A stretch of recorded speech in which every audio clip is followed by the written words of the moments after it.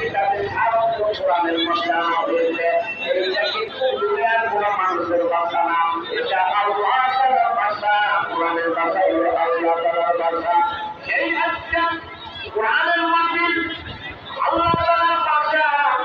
কোরআনকে জিজ্ঞাসা করেন, কোরআনকে তোমার পানি কোথায় ছিল? কোরআন জিজ্ঞাসা করে কোরআন মজিদ ফি লাউহিল মাহফুজ।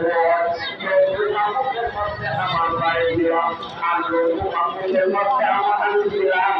আর কোরআনকে প্রশ্ন করেন, কোরআন নেই মুহাম্মদের দিকে তোমাদের মাঝে তুমি দুনিয়াতে আসো।